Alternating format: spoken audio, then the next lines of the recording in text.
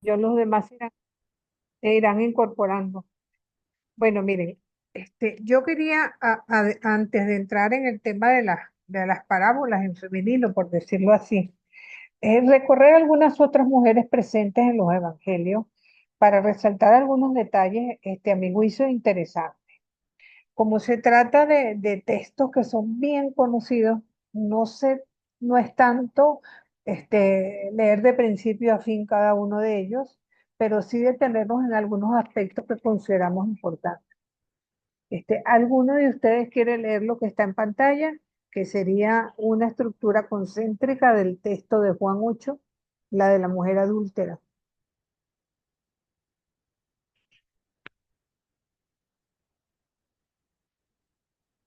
Dice, Jesús se fue al monte de los olivos. Al amanecer se presentó en el templo y toda la gente se acercó a él. Jesús se sentó y comenzó a enseñarles. Los escribas y los fariseos le trajeron una mujer que había sido sorprendida cometiendo adulterio. Y poniéndola en medio le dijeron, Maestro, esta mujer ha sido sorprendida en el momento de cometer adulterio. Moisés nos mandó en la ley a apedrear a estas mujeres. ¿Y tú qué dices? Decían esto para ponerlo a prueba y poder acusarlo. Pero Jesús se agachó y con el dedo comenzó a escribir en la tierra. Como ellos insistían en preguntarle, Jesús se levantó y les dijo, aquel de ustedes que no tenga pecado, que sea el primero en apedrearla. E inclinándose de nuevo, continuó escribiendo en tierra. Pero ellos al oír esto se fueron retirando uno tras otro, comenzando por los más viejos, y lo dejaron solo con la mujer, la que seguía allí. Jesús se levantó y le dijo, ¿dónde están tus acusadores? ¿Nadie te ha condenado? Y ella le contestó, nadie, Señor. Entonces Jesús le dijo, tampoco yo te condeno, vete y no vuelvas a pecar. Correcto. Palabra de Dios. Fíjense que en este texto tenemos como antagonistas a los letrados y fariseos. Primera vez que salen en el Evangelio de Juan esta mezcla de letrados con fariseos. Se confrontan con Jesús y la autoridad de Jesús. Y la pobre mujer adúltera en completo silencio porque la ponen en el medio para juzgarla, sin embargo, no, no dice ni una palabra. Entonces, más bien, yo creo que este es un texto que habría que enfocarlo desde el punto de vista de los personajes y sobre todo en la gran cantidad de símbolos riquísimos que tiene, ¿no? El elemento temporal, en primer lugar, al amanecer. El texto hace referencia a que Jesús estuvo toda la noche en oración, pero al amanecer, y esto hace referencia, recordemos que estamos aquí en el Evangelio de Juan, es alusión a la mañana de la resurrección. Y el elemento espacial es el templo, donde Jesús sabemos que en muchas ocasiones se sentaba para tratar de enseñar a sus discípulos y a quien quisiera escucharlo. Y de paso, ¿verdad? En ocasión de la fiesta de los tabernáculos. Entonces, ¿qué elementos nosotros queremos destacar aquí? El hecho de que la mujer esté de pie y en el medio, como los interrogatorios judiciales, sin ningún derecho a la defensa. Es bastante curioso que el texto no aclara si ya la mujer había sido juzgada y venía en medio para apedrearla o si iban en camino al juicio. Pero es interesante que a pesar que el Deuteronomio y el Levítico dicen que en caso de adulterio, tanto el hombre como la mujer tendrían que ser lapidados para quitar de Israel todo lo que fuera pecado. Otro detalle es que ellos hablan con Jesús llamándolo maestro, como tratando de darle una importancia que en el fondo sabemos que ellos no tienen, porque quizás lo que querían era hacerle una encerrona a Jesús y ver si de esta manera, si defendía a la mujer, iba contra la ley de Moisés. Y si apoyaba la ley de Moisés, de alguna manera, la imagen de bondadoso que Jesús siempre tenía, para los ojos de ellos se caería. Entonces, hay como detalles en el texto, como el que Jesús se incline. Eso habla a favor de la kenosis, de Jesús que deja de lado su divinidad para hacerse un hombre como cada uno de nosotros. Pero con la misma, Jesús se inclina varias veces y se levanta varias veces. Entonces, este contraste de alguna manera hace este, acotación a la inminencia de la pasión.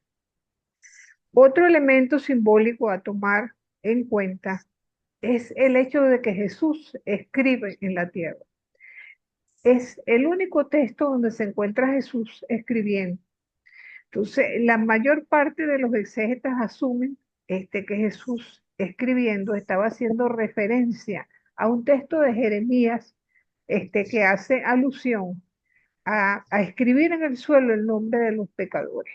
Entonces, de alguna manera el hecho que sea la tierra, el mismo elemento del que fue hecho el ser humano, remite un poco a la conciencia de cada uno de ellos como pecadores. El otro elemento presente es la piedra. Sabemos que la piedra puede ser un elemento de apoyo, así como un elemento de destrucción. Yo creo que hay alguno que tiene abierto el micrófono porque se oye como una... No, fíjense que no.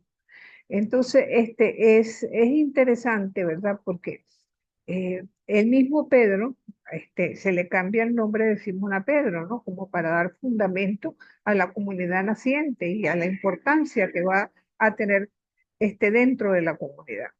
Pero un detalle que encontré y que me pareció bastante curioso, recordando la, la pintura de Miguel Ángel, es que Jesús escribe con el dedo y la palabra dedo aparece varias veces en la Sagrada Escritura, pero aquí en este contexto viene a representar justo la mitad del relato.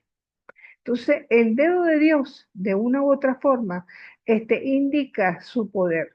Y con ello está el evangelista Juan ubicando a Jesús a la misma altura de Dios, dándole el verdadero significado que tiene que tener la ley.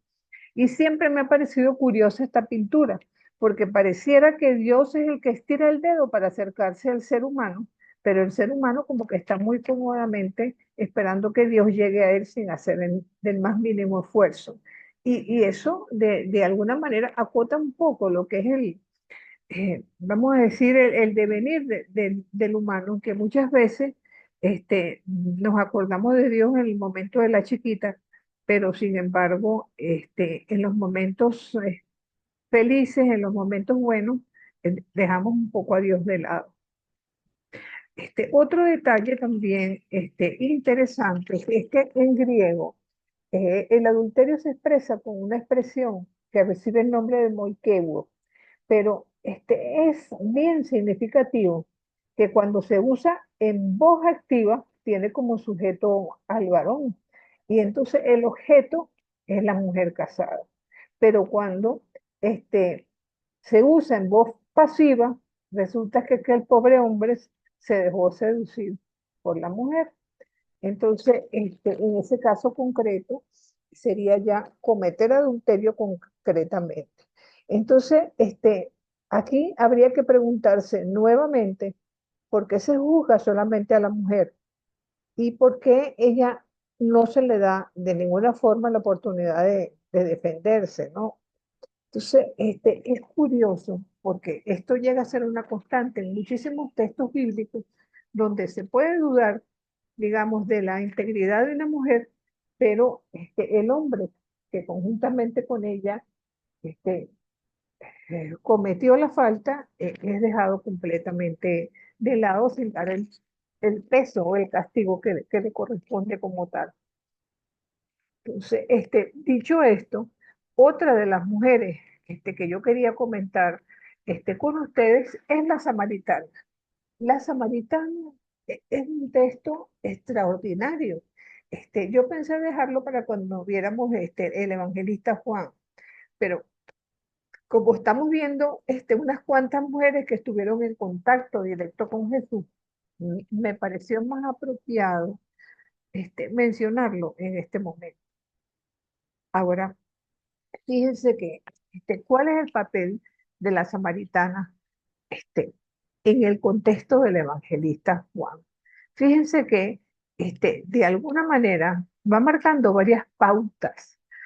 En primer término, la presencia de la mujer en la iglesia pero sobre todo la evangelización de las culturas oprimidas, porque cuando hablamos del pueblo samaritano del siglo primero, estamos hablando de un sector de la población que ha sido vilipendiado, que ha sido considerado como de segunda mano. Y entonces allí vamos a tener un caso interesantísimo. Este es un texto muy conocido por todos, pero fíjense que estamos hablando de un verdadero diálogo teológico entre Jesús y una mujer, aparentemente sobre la sed.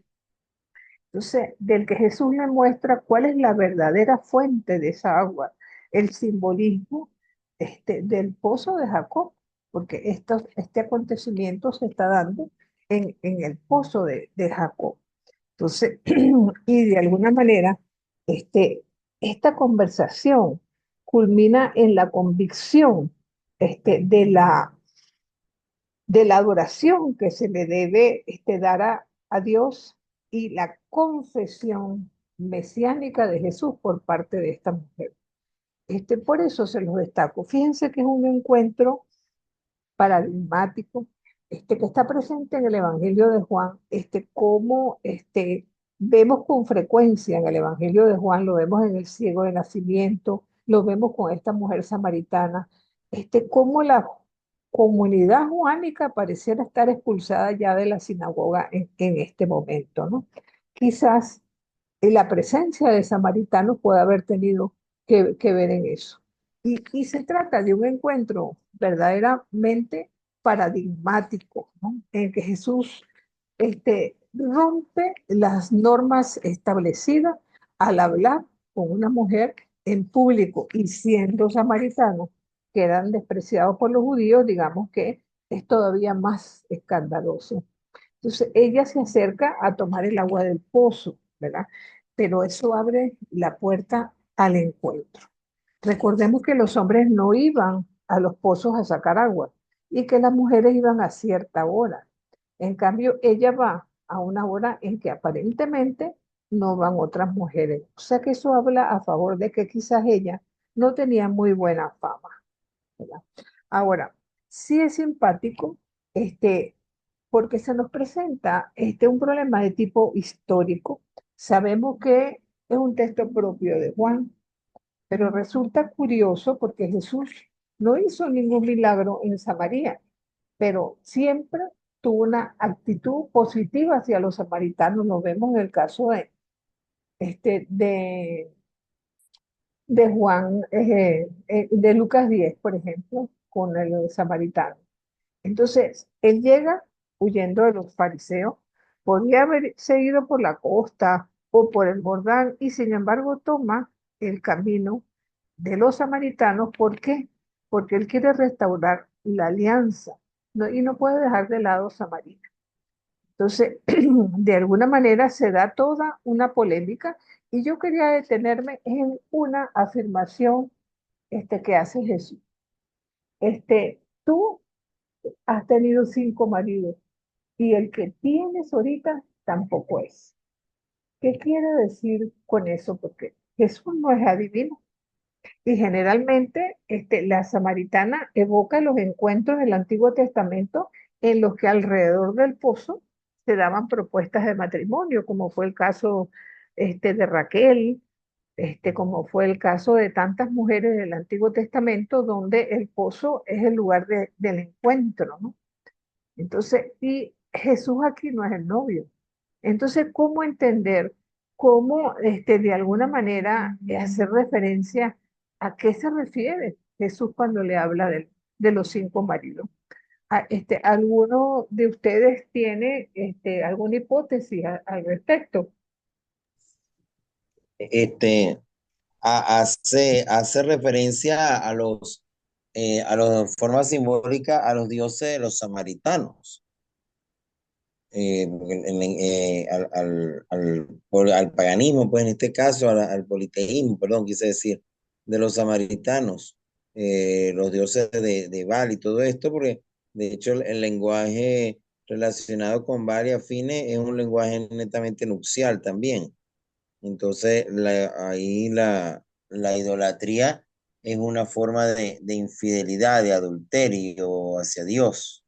De los cinco Ah, maridos de la samaritana, en realidad son los cinco dioses con los que los samaritanos se han alejado del Dios verdadero en este caso. ajá. Pero fíjate que los samaritanos no son idólatras, entre comillas, porque ellos incluso adoran a Yahvé en el templo de Garizim, en el monte Garizim. O sea, ellos lo que no se juntan con los demás judíos ni van a Jerusalén para las Pascuas, ¿no? Sí es cierto que esta es la parte del norte que pertenece a Samaria precisamente.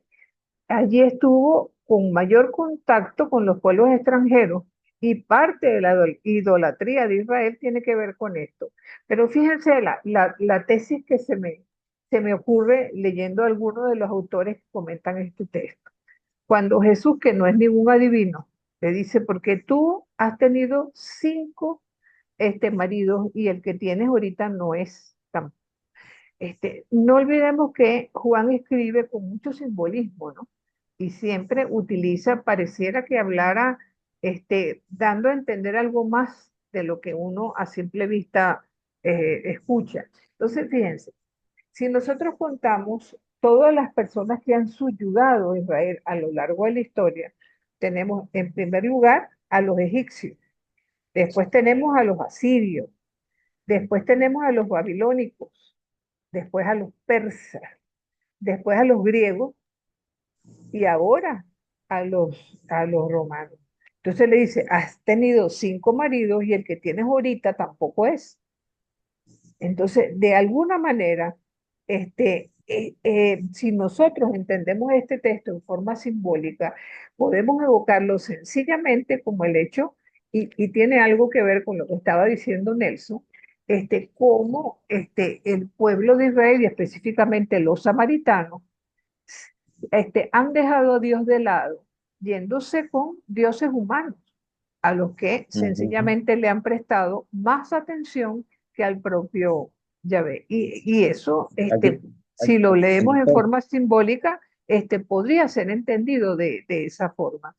Y me aquí, parece, aquí conseguí un comentario que dice, está diciendo algo parecido, dice exactamente eso. Tenían dioses importados por cinco grupos paganos: Babilonia, Cuta, Abba, Hamad y ujú, Serfaín. Y el dios de los cananeos, Baal, que en lengua semitia también significa marido y dueño, era un poco lo que yo decía también. el caso es que leer a Juan en forma simbólica es algo extraordinario porque nos hace profundizar en los textos de una manera como más intensa, pues nos llega a evocar situaciones que tienen que ver con la historia de Israel y que de una u otra forma nos van señalando un camino. Lo cierto es que esta mujer se convierte en la primera discípula en Samaria y ella va donde su gente y les dice, vengan, vengan para que vean lo que yo acabo de encontrar. Es como cuando una persona se convierte, ¿no? Cuando una persona se convierte a Jesús, el gozo que siente, la necesidad de transmitir a otros lo que sencillamente está viviendo, sintiendo y padeciendo en ese momento, es algo que va más allá, que no lo puede retener en el corazón y tiene que comunicarlo necesariamente a los demás.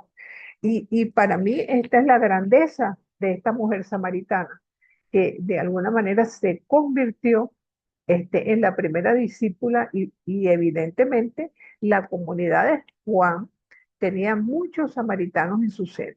Y esto permite entender también cómo en un momento como el que Juan escribe, donde hay tantas ofertas religiosas casi a finales del siglo primero, y donde ya empezamos a ver ciertos signos de persecución, ya la separación con el mundo judío es prácticamente, se ha consumado, por decirlo así.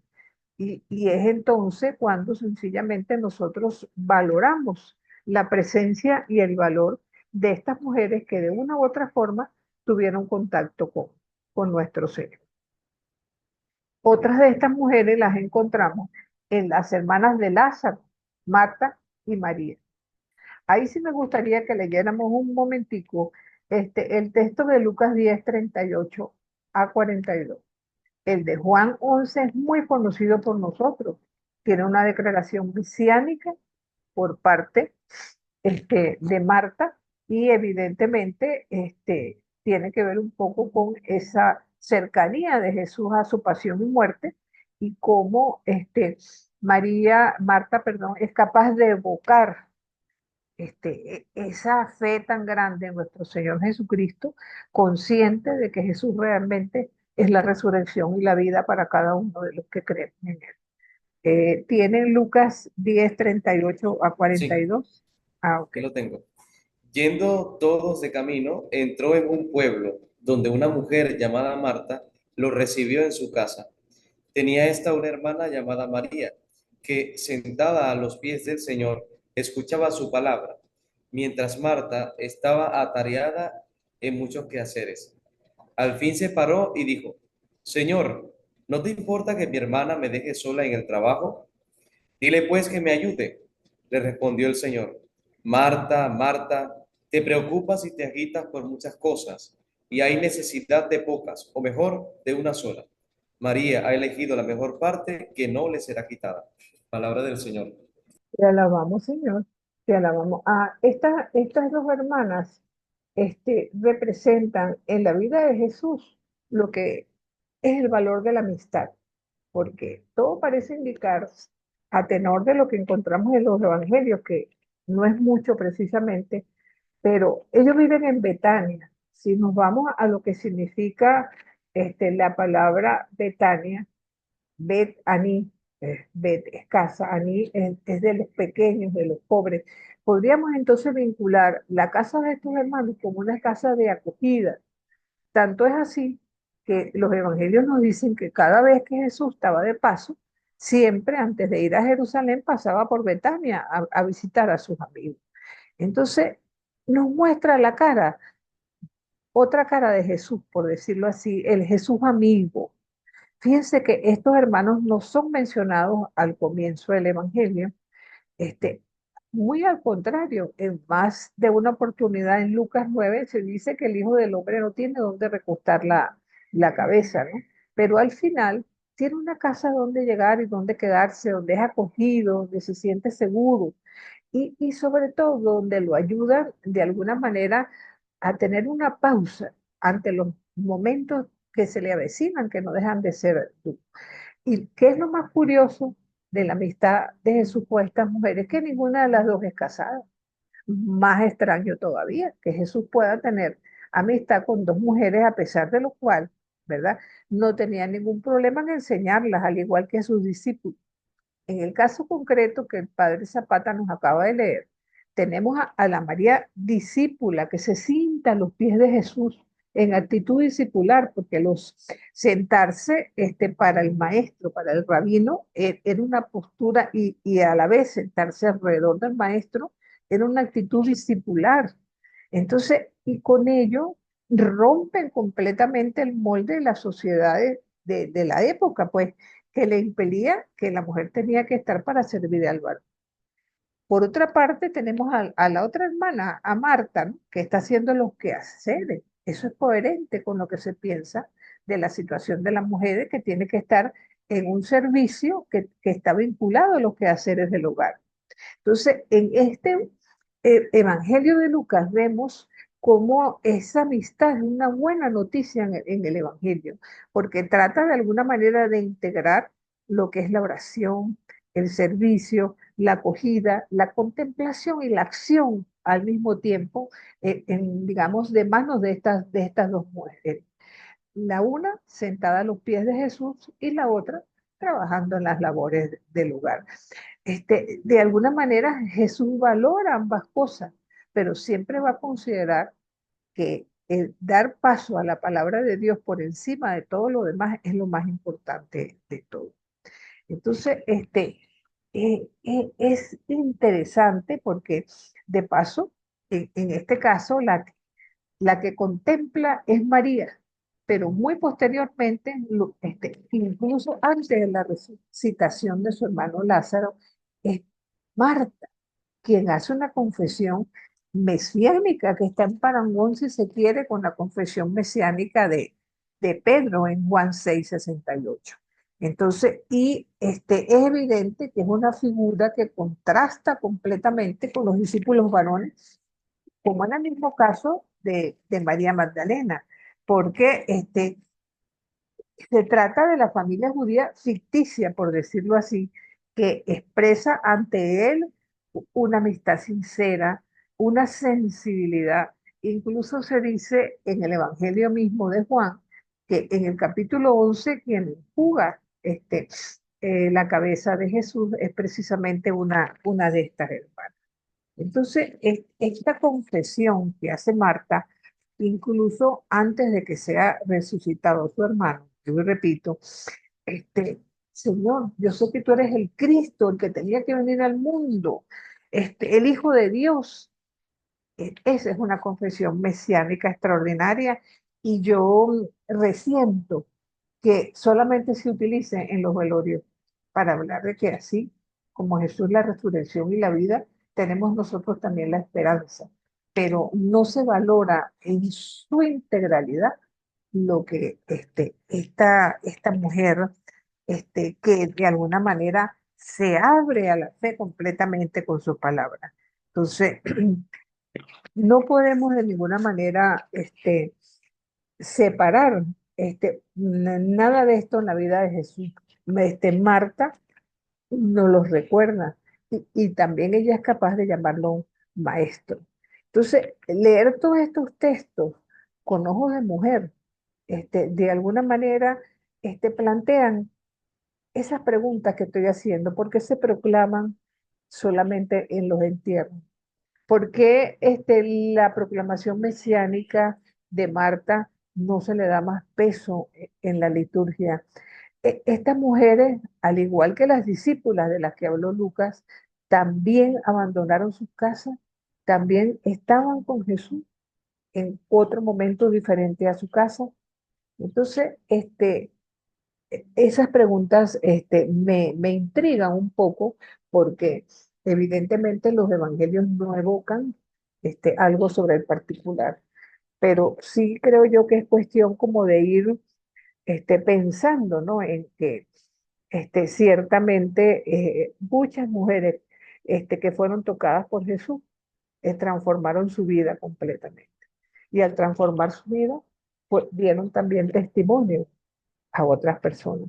Y eso de alguna manera contribuyó que en este siglo primero, luego de la resucitación y Pentecostés, también fueron partícipes también en todo este proyecto de dar testimonio acerca de Jesús y de la proclamación de su querismo. Entonces, fíjense que tanto es así que fuera de los evangelios también encontramos ciertos testimonios en los hechos de los apóstoles. Quisiera hablar primero de Tabita, y ya la encontramos en los Hechos de los Apóstoles, en el capítulo 12, el capítulo 9 que yo sepa. Espérense un momento, voy a decir que estoy equivocada. Espérense. Ajá, es el capítulo 9. Me disculpan que puse lo que no era. A partir del versículo 36. Entonces, Profe, adelante, Nelson. una cosita antes que vaya con estas mujeres con respecto a Marta y a María, que en la espiritualidad dominicana, a Marta y a María se habla mucho de ellas como el equilibrio justamente entre lo que es la vida activa y la vida contemplativa. Entonces se hace un estudio muy bonito de ella representando esos dos estilos de vida para la iglesia. Ajá, que no necesariamente son excluyentes, ¿no? Porque, No, sino un exacto, equilibrio complementario. sí, pero la misma persona puede tener las mismas facetas en un momento, irse a la Eh, eh, contemplación y en otro momento a la acción. Exactamente, no, es que por eso, porque en la Orden Dominica justamente se vive esa realidad, que los frailes por un lado contemplan, pero por otro lado, de hecho es contemplar y dar lo contemplado. O sea, ese es uno Claro, de eso de hecho es un lema de Santo Tomás. exacto. Bueno, podemos leer entonces el texto de Tabita, si les parece. Está en nueve Eh, treinta y seis. Adelante, Daniel, ¿no? Hechos de los Ajá. 36 hasta Sí, yo creo que hasta el 42. Vale. Había en Jope una discípula llamada Tabita, que quiere decir Dorcas. Era muy generosa, haciendo buenas obras y dando limosnas. Por aquellos días enfermó y murió. La llevaron y la pusieron en la estancia superior.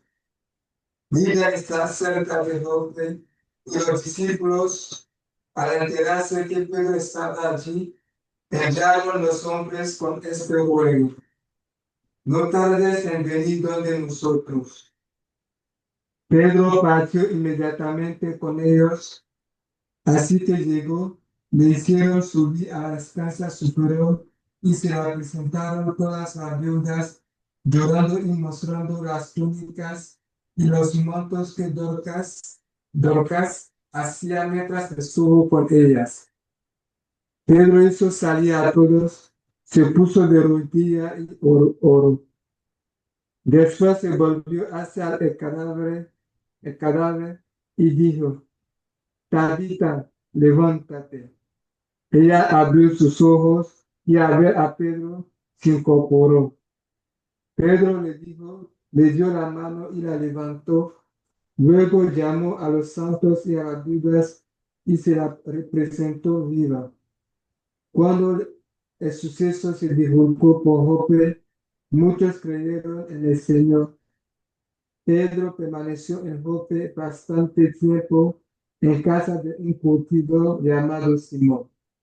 Palabra de Dios. Te alabamos, Señor. Fíjense que esta mujer es singular porque se dice que es discípula y eso es lo que se conoce bíblicamente como un apax legómeno. Es el único sitio en el Evangelio donde se habla de una mujer que es discípula. Entonces, el texto nos dice que se trata de una mujer que vive en Jaffa, que es una ciudad en la costa del Mediterráneo, como unos 50 kilómetros de Jerusalén, pero es un lugar fronterizo, ¿no? Y centro de revueltas judías de alguna manera. Se dice que esta discípula era famosa por sus buenas obras, se enfermó y se murió. Entonces viene Pedro y unas viudas amigas le dicen de lo buena que era. Incluso parece que se dedicaba a la confección de túnicas y mantos. Y este es uno de los milagros en los hechos realizados por Pedro. Entonces, de alguna manera también esta mujer se le llama, aparte de Tabita, Dorcas en griego. La mencionan con nombre breve y el nombre griego. Lo cierto es que esta escena de resucitación se parece a las escenas de Elías y de Eliseo, ¿no? Donde la persona es devuelta, como quien dice, al seno de su familia, con la diferencia que en este caso no es un contexto familiar. Entonces, ¿por qué les hago yo mención de esta Tabita discípula? Porque quiero verla en contraste con otra persona, mujer que aparece en los Hechos de los Apóstoles, específicamente en Hechos 5. En el capítulo anterior, en el capítulo 4, sobre todo a partir del versículo 36, se hace mención de un personaje llamado Bernabé, un personaje que tiene muy buena prensa en los Hechos de los Apóstoles, fue quien llevó a Pablo a la comunidad, dándole como aval, pues, acerca de su persona, pues, de que verdaderamente podían confiar en él, cosa que para ese momento no era fácil. Recordemos que Pablo había perseguido a la comunidad cristiana y dentro del mundo cristiano mucha gente desconfiaba. Sin embargo, Bernabé abre la puerta para que Pablo sea recibido en la comunidad. Pero se dice además, ¿verdad? Que él vendió todos sus bienes y los puso ¿cómo se llama? Al servicio de la comunidad. Entonces, pero y también se nos menciona en el capítulo 4 que toda esa comunidad cristiana, cada uno ponía lo que tenía al servicio de los otros y que nadie consideraba como propio las cosas que tenía de manera personal. Y es entonces cuando entramos en el capítulo 5, con una pareja llamada Ananías y Zafira. Entonces, ellos vendieron una propiedad, dieron parte de la venta a la comunidad, pero se quedaron con una parte, ¿verdad? Entonces, y el texto nos habla de un enfrentamiento con Pedro bastante violento, porque incluso Pedro lo acusa de que Satanás ha llenado el corazón de Ananías, ¿verdad? Entonces, vamos a estar claros de que la dádiva de entregar a la comunidad lo que tenía, era completamente libre, cada quien lo hacía si quería. El problema está en que dio a entender a Ananías que había dado todo lo que tenía. Entonces, en palabras de Pedro, se consideró eso como una afrenta al propio Espíritu Santo por la mentira. Y entonces, ¿qué pasa?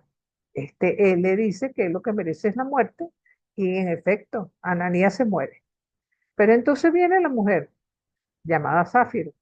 Entonces, en paralelo con su marido. Entonces Pedro la interroga, ella tiene la oportunidad de responder algo diferente y desgraciadamente apenas confirma la mentira de su marido e igualmente la mujer muere y es enterrada.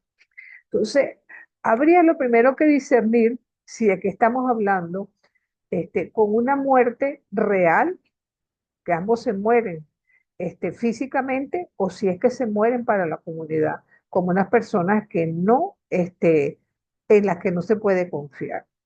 Entonces, es bien interesante este texto, ¿ya? Porque si vemos un poco el contexto, quizás en la mentalidad de esta mujer, ella no podía desobedecer a su marido. Entonces es allí donde la fuerza del patriarcalismo fue mayor que la apertura al soplo del espíritu. Entonces todo depende de la interpretación. Aquí tenemos a Pedro como un verdadero juez, ¿verdad? Entonces, y en este contexto, Pedro utiliza la figura de Satanás para simbolizar lo que es el poder del pecado. Satanás induce a Ananías a retener dinero para asegurar una opción económica, personal, y eso lo lleva a la muerte.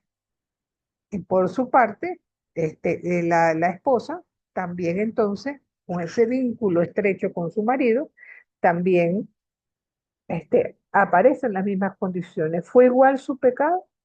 Llama la atención que Lucas diferencia de manera explícita tanto la acción, de la mujer como la del hombre. Entonces, el que actúa es Ananías, no obstante su mujer está de acuerdo y sobre el monto del precio del campo y lo que tienen ellos que retenerse. Entonces, no dice el texto que haya entrado Satanás en el corazón de Zafira, pero que mintió al Espíritu Santo. Entonces, esta forma patriarcal de matrimonio fue lo que los puso de acuerdo, si se quiere. Ella no podía contradecir a su marido. Ahora, ¿por qué yo las pongo en contraste con Tabita? Porque estos son dos personajes, Ananías y Zafira, que mueren para la comunidad por la mentira, por la afrenta al Espíritu Santo, mientras que Tabita, que estaba muerta, vuelve a la vida precisamente para la comunidad, una comunidad en la que ella ha tenido, digamos, un papel preponderante, un papel importante y es valorada por la comunidad. Entonces, la consolidación de la comunidad, tal como nos las muestra Lucas en los Hechos de los Apóstoles, de alguna manera evocaba la necesidad que nadie llamaba suyo a sus bienes. Y cuando no había entre ellos ningún necesitado era porque todos daban lo que podían. Entonces, en el caso de Ananías y Zafira, ¿verdad? ¿Sería pensable eso en la iglesia de hoy? ¿Tomamos en serio el carácter mortal para nosotros mismos de ciertas actitudes y opciones nuestras en el campo económico y religioso? Si es verdad que Ananías invirtió parte de su dinero en la comunidad, pero se guardó otra parte, Entonces, eso es vinculado con que no tenía la suficiente confianza en el proyecto apostólico. Y de allí vino su castigo y su muerte para la comunidad. En los Hechos de los Apóstoles, también en el capítulo 17, vamos a encontrarnos con una esclava, profetisa, ahí la mencionan como pitonisa, que tenía el espíritu de Pitón y que bueno, hacía, tenía unas personas que la tenían esclavizada y se lucraban pues con este poder que tenía ella de adivinar, pero cuando Pablo se enfrenta con ella, la cura y con eso perdió ese poder que tenía de pitonisa. Y eso bastó y sobró para que Pablo tuviera que huir de Filipo con las tablas en la cabeza, porque los que tenían a la mujer esclavizada, de una u otra forma, buscaban la manera de vengarse de Pablo. Entonces, esta es un poco la presencia. Hay otra discípula que es Lidia, pero ella la vamos a tocar cuando hablemos de las mujeres en la literatura paulina. Este, me disculpan este pequeño preámbulo antes de entrar directamente con las parábolas, que era el tema que nos tocaba desarrollar hoy, pero es que no quería dejar de lado estas mujeres que de alguna manera también tuvieron su protagonismo en los momentos fundantes de la iglesia primera y también algunas mujeres que tuvieron contacto con Jesús de una manera como más estrecha. Voy a cambiar la lámina para ponerlo de las parábolas. Si tienen algún comentario, este, por favor, adelante.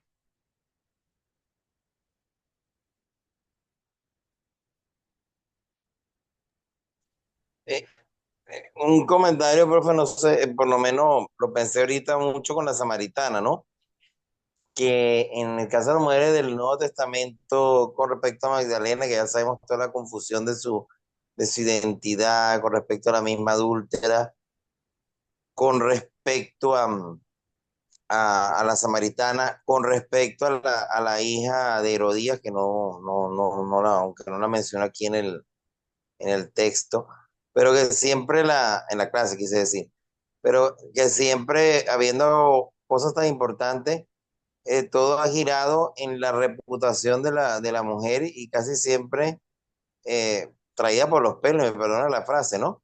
Pero fíjese que con respecto a la samaritana, yo he escuchado incluso hasta catequesis y homilía, donde casi dice que la samaritana es prostituta, o fue de mala vida, o fue una mujer libertina, y fíjense todo más bien el simbolismo tan profundo que hay en su texto, que uno pues, lo ha venido estudiando desde otro punto de vista, pero se pierde más bien el sentido del texto en ir a buscar la posible reputación de la mujer, ¿no? Cosa que no pasa cuando se habla de los hombres. Claro. Bueno, recuerdo también que eso se colige por el hecho de que ella iba al templo a una hora que no iban las otras mujeres. Por eso es que se habla un poco de que posiblemente era una mujer de mala fama.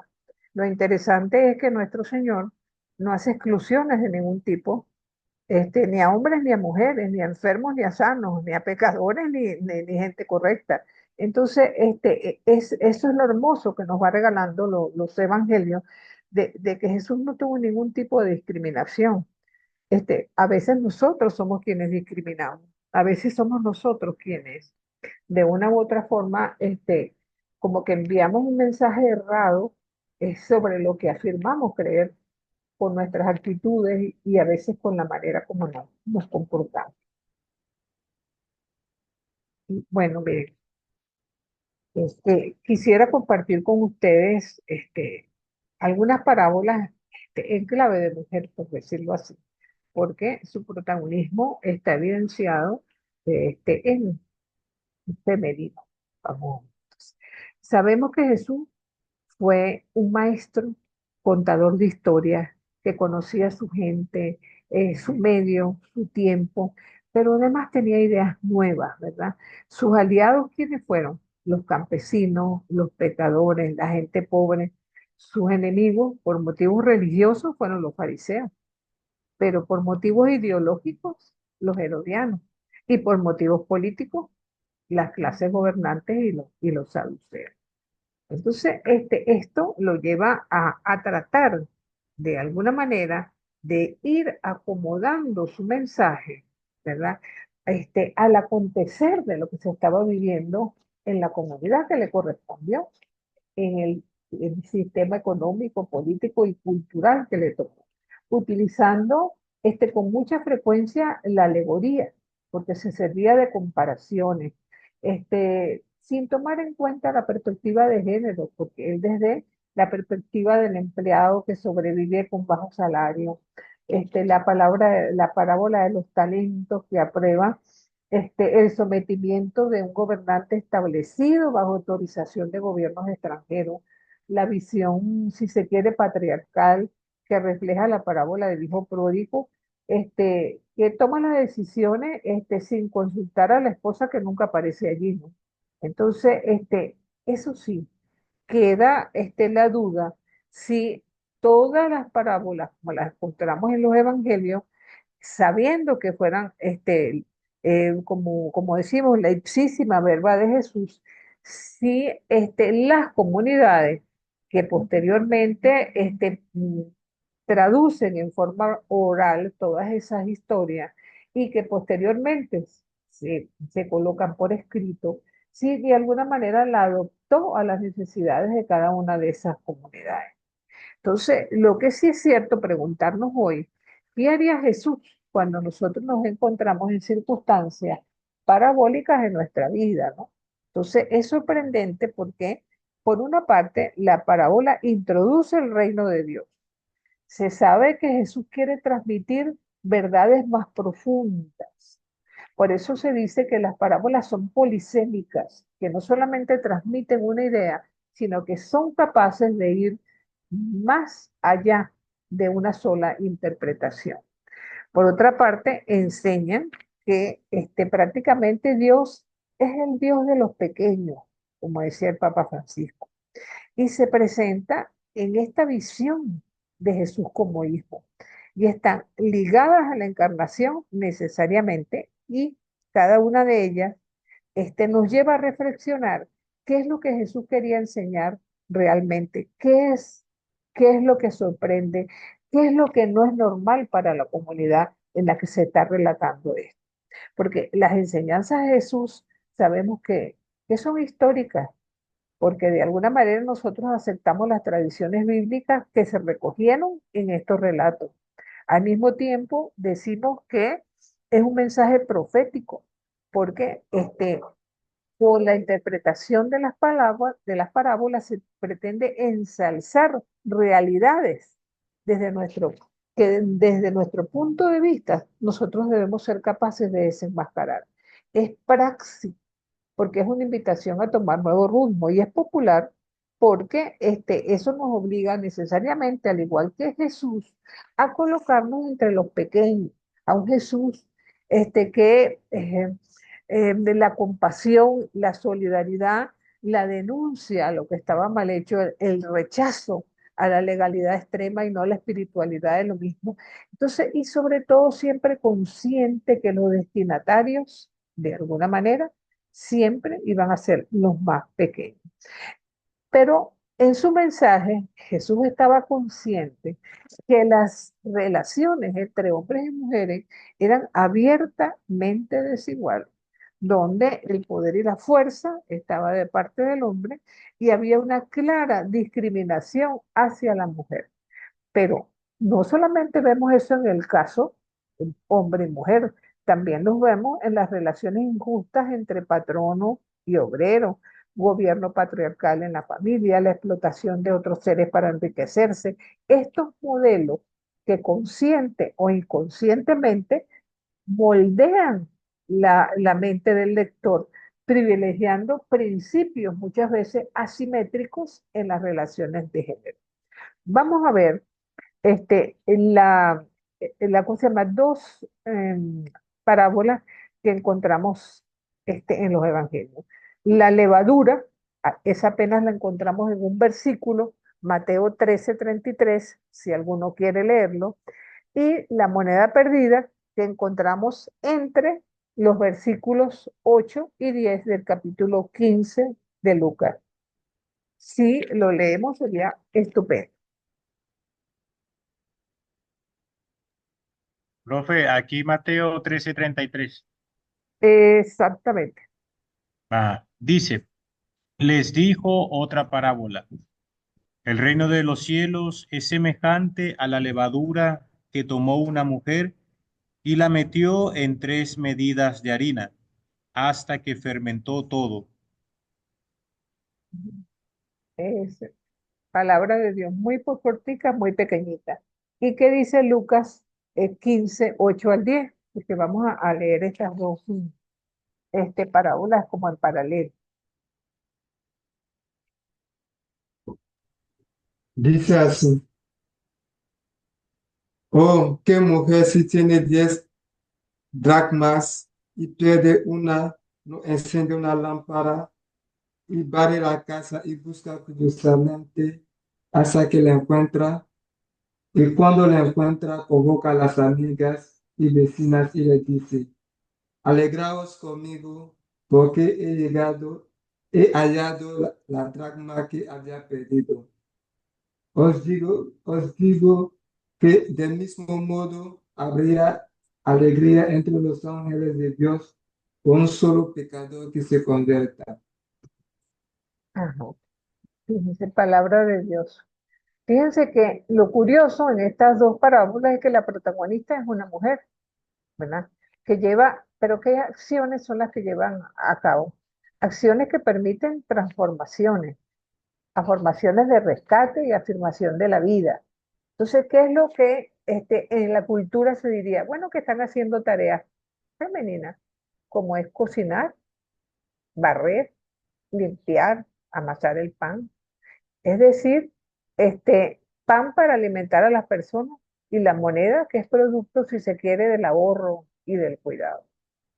Entonces, si cuando nosotros comentamos esta parábola del Evangelio de Lucas, deberíamos comentarla en bloque, porque ¿cuál es el problema de la comunidad lucana?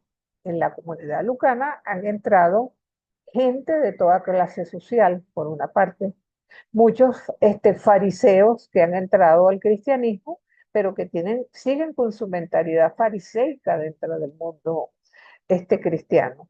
Personas ¿cómo se llama? Que trabajan en los puertos, personas humildes, gente que viene de la esclavitud, pero sobre todo presencia de mujeres. Entonces, fíjense que en lo primero nos encontramos en el capítulo 15 a la oveja perdida, ¿verdad? Entonces tenemos a un eh, pastor que va a buscar la ovejita que se le perdió y deja las 99 en resguardo para ir a buscar la que falta. Entonces es muy fácil imaginarnos a ese pastor como Dios.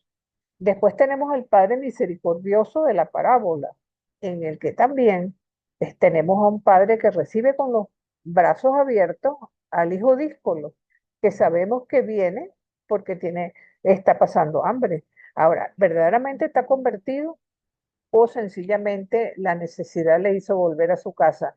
El texto no lo aclara, pero lo que sí pone en evidencia es la grandísima misericordia del Padre que no pregunta, sencillamente abraza y recibe. También es fácil identificar a este Padre misericordioso con Dios. Pero a mí me ha correspondido estar en encuentros donde le pregunto, ¿a quién representa esta mujer de la monedita? Y me dicen, a la iglesia, porque existe como una restricción mental incluso en nuestras comunidades a considerar la posibilidad de vislumbrar a un Dios con rostro femenino, que es específicamente lo que esta mujer viene a representar en este texto. Que de paso, en la comunidad lucana, la oveja perdida viene a representar el que se ha ido de la comunidad. La moneda perdida es el que está perdido dentro de la propia casa, mientras que el Padre misericordioso hace un resumen de ambas, tanto el hijo que se va lejos como el hijo que está en la casa, ambos están perdidos porque sencillamente no quieren ser hermanos. Entonces, hay veces que hay dificultades para aceptar que la mujer podría representar a Jesús también, que busca a la persona en necesidad. Y entonces, tanto la parábola de la levadura, que representa a la mujer proveedora de vida, la vida que se multiplica, como la de la moneda perdida, ¿verdad? Que busca a personas en necesidad, muestran que hombres y mujeres son iguales en la construcción del reino. Para los evangelistas fue fácil y posible construir esta imagen. De alguna manera, el ministerio de Jesús no hace diferencias entre hombres y mujeres. Y sus milagros son iguales para hombres y mujeres. Porque no hay, para Jesús no hay más que dos categorías: los que son pobres y los que no lo son. Entonces, desde esta misma perspectiva, encontramos un texto que es bien emblemático y es el de las 10 vírgenes que encontramos en Mateo 25. Son los primeros 13 versículos. ¿Alguien lo quisiera leer, por favor?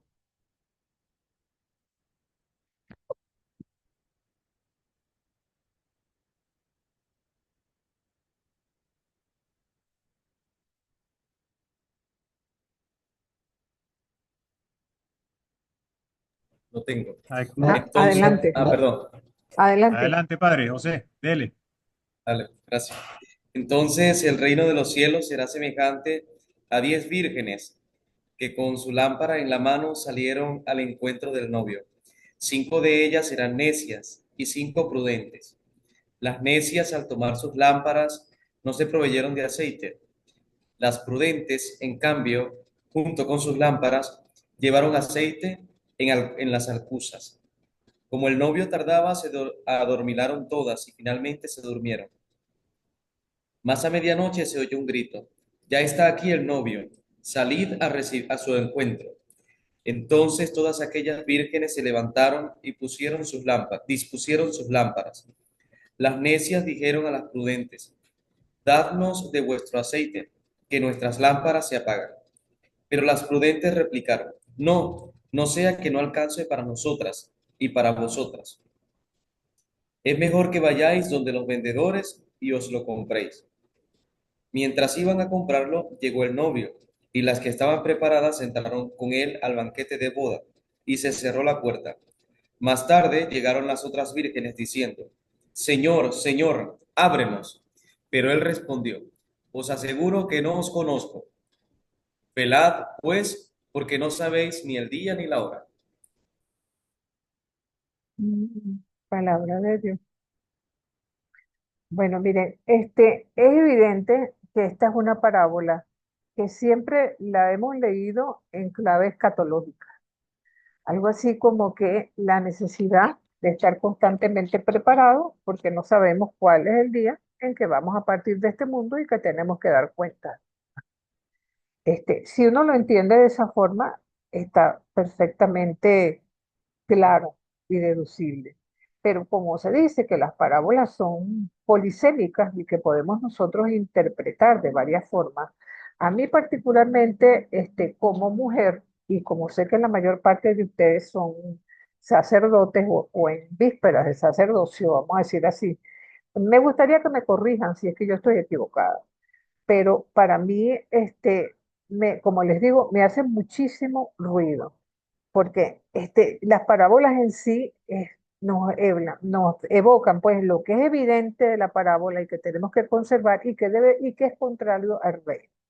Entonces, fíjense, si nosotros vemos esta parábola centrada en tres aspectos: la virginidad, la juventud y la obediencia a las normas establecidas, las 10 mujeres tienen que ser vírgenes. Seguramente habrá alguna manera de comprobar dicho estado, ya que si no son vírgenes no clasifican para este estado, ¿no? Entonces, están invitadas a participar para ser concubinas de un hombre rico. Este, yo leí en una oportunidad que había una costumbre en el siglo primero, que cuando se iba a celebrar una boda, el momento del inicio de la celebración era la llegada del novio. Y una vez que el novio llegaba, se cerraban las puertas y ya nadie tenía la oportunidad posteriormente de poder entrar, porque las puertas quedaban completamente veladas para todo el que no hubiera llegado en ese momento. Entonces, tienen que ser jóvenes, pues en esa sociedad las mujeres se casaban incluso a partir de los 12 años. Y probablemente el hombre rico no buscaría como concubina a mujeres maduras o de mediana edad. Entonces, las condiciones en las que la parábola coloca a las 10 vírgenes, para mí, se enfrenta con los antivalores del reino presentes en las relaciones entre los seres humanos. Miren, por una parte, la falta de solidaridad entre las vírgenes, la negativa a ayudarse unas con otras, la división que impera en ese grupo en busca de privilegios. Las 5 vírgenes rechazadas, por ejemplo, no abren la boca. La parábola hace que parezca normal lo anormal. Las 5 prudentes están felices de no compartir el esposo con las otras 5. Y el esposo ya tendrá oportunidad de buscar más adelante a quien pueda cumplir con esas condiciones que él pide. Entonces, aquí se ven las desigualdades abiertas que hay en cuanto al género, la hegemonía androcéntrica que le da derecho a tener más de una esposa, la exigencia de una virginidad que el esposo no tiene probablemente, el derecho a llegar cuando quiera, aunque las mujeres estén cansadas de estarlo esperando, la culpabilización a la mujer por no haber tenido prudencia en tener las lamparitas listas. Entonces, las vírgenes fueron las culpables de ser echadas fuera. Entonces, o sea que ellas son vistas como culpables de su propia desgracia, ¿no? Entonces, esto no es un asunto del fuerte sobre el débil, y eso no es contrario al reino de Dios. Entonces, sabemos, evidentemente, vuelvo y repito que esto se ha leído siempre en clave escatológica, pero quizás no me hubiera importado tanto si hubieran dicho las 10 jóvenes o las 10 personas, los 10 muchachos, porque el hecho de que hagan la connotación de vírgenes es lo que de alguna manera choca un poco. Nosotros como seres humanos, ninguno de nosotros puede llegar virgen al cielo en cuanto a que no somos ese cristal intachable con el que fuimos bautizados, porque a lo largo de la vida hemos empañado un poco ese cristal. Entonces, vuelvo, corríjanme si en verdad yo estoy equivocada con respecto a esto, pero a mí me parece que las acciones del esposo no concuerdan con la enseñanza bíblica de Jesús y del reino. Padre Zapata, ¿qué piensa usted al respecto?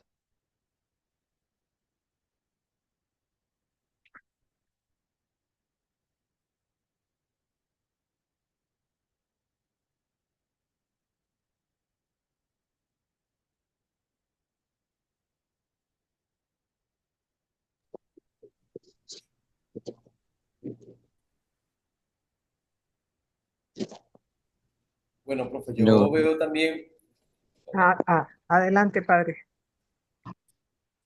yo veo también no solo la imprudencia de las necias, ¿no? Cuando mientras usted hablaba, reflexionaba no solo en la imprudencia de las necias, sino en lo precavido que fueron las prudentes.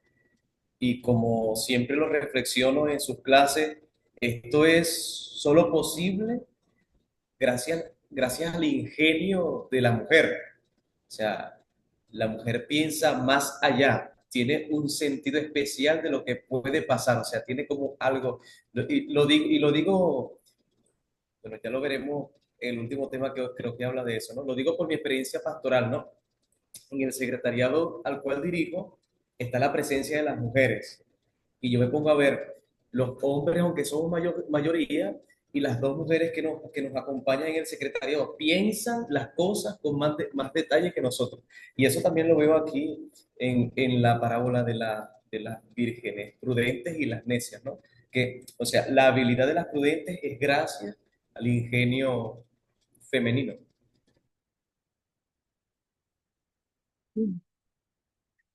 Sí, pero probablemente es así, pero bueno, yo les enseño otra visión, pues, les enseño no, porque yo no, no soy maestra de parábola, pero, o sea, lo siento como mujer, ¿no? O sea, como de alguna u otra forma, este, veo que hay una desigualdad abierta, pues, en el techo, claro. Cuando pensamos en la preparación que cada uno de nosotros tiene que tener a lo largo de la vida para entregarse en las manos de nuestro Señor, evidentemente que tenemos que tener las lámparas prendidas y funcionando. Pero visto a la costumbre de la época, me choca un poco la realidad presente aquí. Adelante, Nelson. Profe, me parece muy acertado su comentario, viendo de un punto de vista antropológico, me atrevo a decir, porque, bueno, justamente son las costumbres de la época, y con las parábolas pasa algo interesante, y que Jesús toma aspectos de la vida social. Podemos pensar, por ejemplo, cuando habla de los jornaleros que están en la plaza esperando que los contraten, eso era un cuadro que pasaba en aquella sociedad, y ahí podríamos sacar un análisis sociológico de la cuestión de la explotación, de la necesidad del pobre, del rico, y de muchas cosas, que de hecho una teología de la liberación lo viera de esa manera, por ejemplo.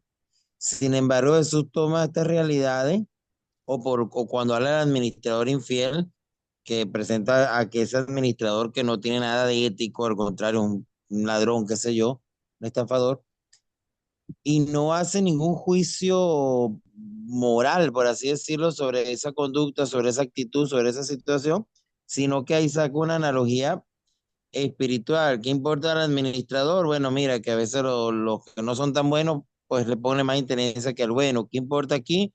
El hecho de estar o no estar preparado. La clave escatológica, como usted bien lo dijo al inicio. Y así, en lo de la viña, que Dios nos puede llamar a cualquier momento de nuestra vida. En fin, entonces de ahí va sacando la analogía, pero viéndole un punto de vista, una lectura sociológica, está muy acertado lo que usted dice. Se ve efectivamente la discriminación. Fíjese, bueno, se acabó el aceite, pero culpable el novio que llegó a la hora que le dio la gana, diciéndolo de una manera más coloquial. Y bueno, muy bien, ¿verdad? Que me sacudió con la forma como lo comentó. Y bueno, son polisémicas, recuerden. Distintas interpretaciones que no necesariamente tiene que ser la correcta la que yo estoy diciendo. Solamente le muestro algunos matices diferentes a la interpretación tradicional. Otro, otro texto que encontramos con protagonismo femenino es el de la viuda y el juez, que encontramos en Lucas 18. Entonces, lo tengo aquí, se los leo. Había en una ciudad un juez que ni temía a Dios ni respetaba a los hombres. Y había en esa misma ciudad una viuda que acudiendo a él le dijo, hazme justicia contra mi adversario. Durante mucho tiempo no quiso, pero después se dijo a sí mismo, aunque no temo a Dios ni respeto a los hombres, como esta viuda, perdón, me causa molestia, le voy a hacer justicia para que deje de una vez de importunar. Entonces dijo pues el Señor, oíd lo que dice el juez injusto, pues no hará Dios justicia a sus elegidos que están clamando a él día y noche, les hará esperar. Os digo que les hará justicia pronto, pero cuando el Hijo del Hombre venga, ¿encontrará fe sobre la tierra? Bueno, esta es otra parábola que normalmente nos muestra pues la importancia de la oración, sobre todo la insistencia de orar, orar, orar sin cansarnos, porque más tarde o más temprano Dios siempre va a hacer caso a nuestro clamor. Lo que pasa es que a veces nosotros incluso en la oración nos encanta la inmediatez. Le pedimos a Dios hoy y queremos para dentro de un rato. Y a veces tenemos que tener paciencia y la suficiente fe también para saber esperar el momento propicio, porque a veces este, Dios siempre va a querer lo mejor para nosotros, pero el momento como que lo decide el Señor. Entonces, esta parábola, también quiero proponer una lectura partiendo del núcleo original de la parábola, en que vamos a encontrar sencillamente lo que es la corrupción judicial, ¿verdad? Entonces, el carácter de Dios hacia los escogidos, ¿verdad? Y a quienes no son escogidos. El tema es a un Dios interesado en asegurar la justicia para las personas que no tienen protección. Es un tema frecuente en la interpretación de las parábolas, ¿verdad? Es el caso de los trabajadores de la viña y el Señor, la parábola de los talentos, ¿verdad? Entonces empezamos a descubrir aquí dos personajes destacando sus virtudes y sus defectos, ¿verdad? Entonces, en un primer lugar tenemos Guiná, a una mujer. De paso se nos dice que es pobre, que es viuda, que pasa necesidad y que de paso no se le hace justicia porque tiene un adversario. El texto no aclara qué tipo de adversario es. Probablemente alguien poderoso en contraste con ella precisamente, y sabemos cómo puede darse la corrupción a nivel judicial en que alguna persona, teniendo cierta influencia o sencillamente pagando, busque de parte del juez su favor. Pero resulta que, de alguna manera, el texto nos señala una y otra vez es que los usurpadores, generalmente, los bienes de las viudas querían tomarlos para sí. Se dice que la herencia de las viudas estaba guardada en el templo de Jerusalén. Y en Lucas 21 también tenemos a una viuda pobre que sirve de contraste con hombres que son cumplidores de las normas religiosas. Entonces, a esta señora le han hecho una injusticia, o quizás varias, no sé, no cuentan cuánto. Y ella está consciente de que el juez es injusto. Entonces, hay como un juego de palabras, ¿verdad? Una viuda sin poder, tratada injustamente por un juez que es injusto a su vez. Pero el texto es bien simpático porque dice que el juez ni respeta a Dios ni respeta a nadie, pero utiliza el texto una frase que dice, mejor es que le haga caso a esta mujer porque me está importunando demasiado, no sea que venga y me dé una cachetada. Entonces, podríamos traducirlo por cachetada y copiar, sei, dice la expresión en griego. Porque él no le preocupa a la viuda para nada. Lo que le preocupa es su propia reputación. Entonces, a pesar de que una y otra vez le cerraron la puerta en la cara, ella insistió, insistió, insistió, hasta que logró que el juez definitivamente le hiciera caso. Pero entonces, a veces, como que necesitamos esa insistencia de esta mujer, que a veces, ante las injusticias de la vida, cuando vemos que las cosas no nos salen bien, sencillamente damos la espalda y dijimos, bueno, la próxima vez será. Quizás haya que emular a esta mujer también en la lucha de nuestros derechos, de todo tipo, no solamente lo que te involucra el Poder Judicial. Entonces, y la necesidad de ser capaces de reclamar nuestros derechos, sobre todo cuando estamos en una situación en que nuestros derechos precisamente no son respetados.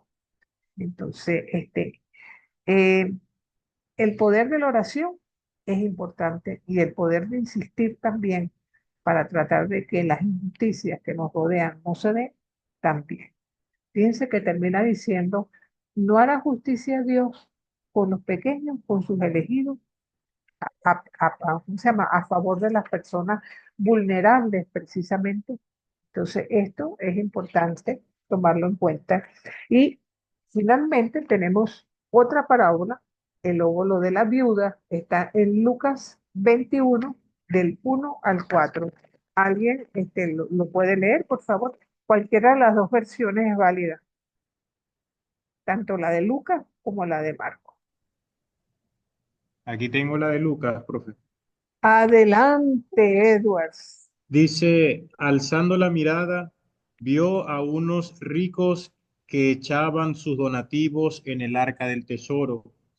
Vio también a una viuda pobre que echaba allí 2 moneditas y dijo, de verdad os digo que esta viuda pobre ha echado más que nadie, porque todos estos han echado como donativo de lo que les sobra. Esta, en cambio, ha echado de lo que necesita, de todo lo que tiene para vivir. Palabra de Dios. Bueno, fíjense que donde se echaban las ofrendas en el templo, estaba en el patio de las mujeres, evidentemente, porque recordemos que las mujeres ya en ese segundo templo no podían entrar a la parte a la que solamente los hombres tenían derecho al. Y existía la costumbre de que muchos ricos sonaban la campanita en el momento en que iban a dar alguna ofrenda para que todo el mundo viera, caramba, miren todo lo que está dando fulano de tal o sutano. Entonces, lo curioso que este relato está situado después de las 5 grandes controversias de Jesús con los letrados y fariseos, en los que le reclama que son capaces de devorar las fortunas de las viudas y que pasean con grandes ropajes.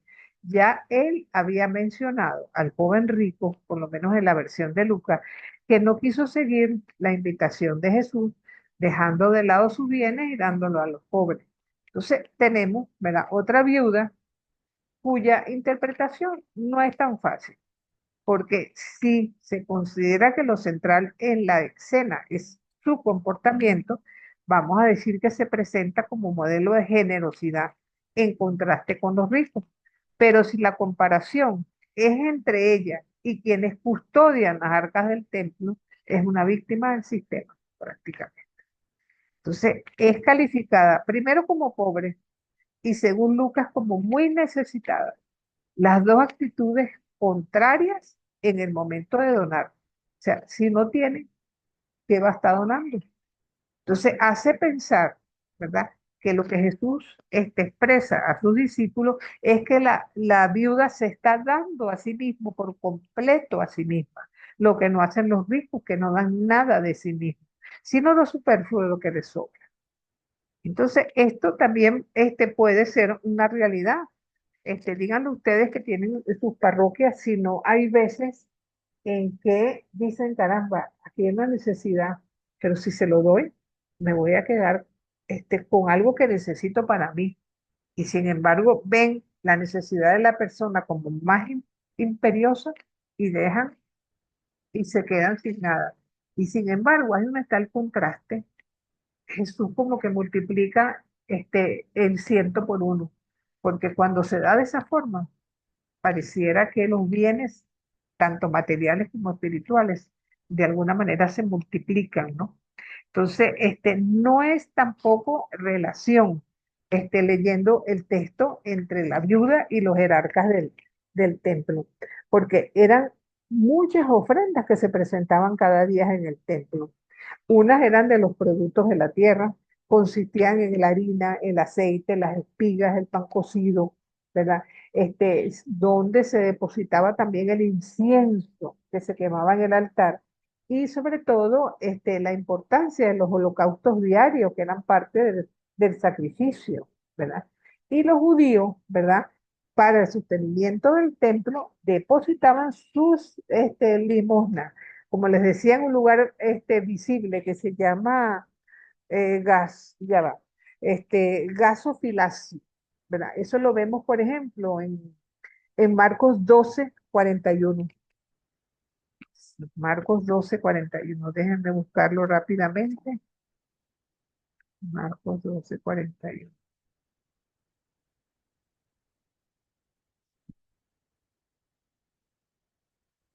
Ajá. Sentado frente a las alcancías del templo, observaba cómo la gente depositaba su limosna. Muchos ricos daban la abundancia. Entonces, esa un poco la costumbre que vamos viendo como parte de, digamos, de la cotidianidad entre el pueblo judío. Entonces, en ocasiones también ellos hacían en el templo las funciones de banco y muchas familias ricas y sacerdotales depositaban sus bienes allí. O sea que aparte de ser el templo desde el punto de vista religioso, también era la institución financiera más importante del país.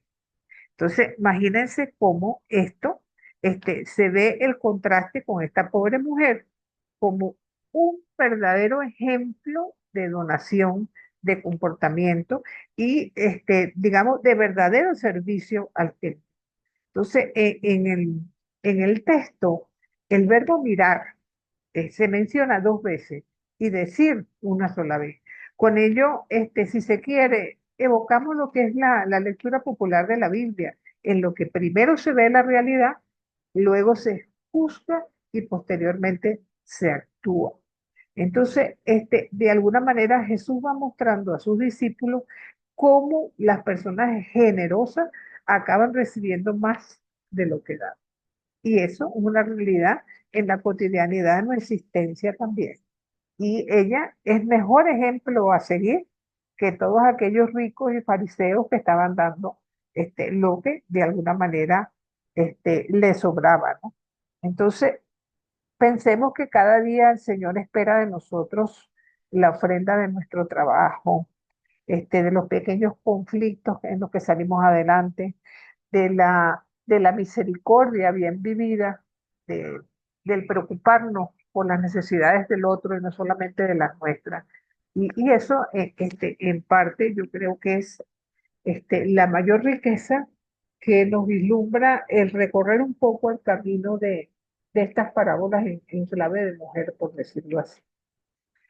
Con esto recorrimos las pocas mujeres presentes en las parábolas, pero como hemos podido ver, es una gran riqueza nos acompaña con ella.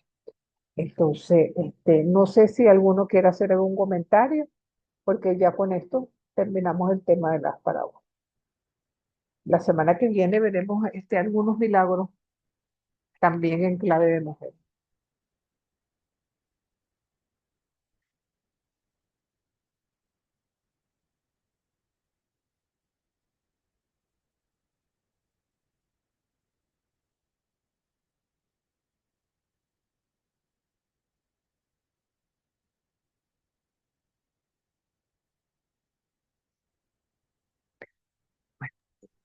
Profe, también hay una parábola, bueno, mi parábola con Juan cuando dice Jesús de la mujer cuando va a dar a luz, gime con los dolores de parto, pero después que ha nacido se le olvida y todo es alegría.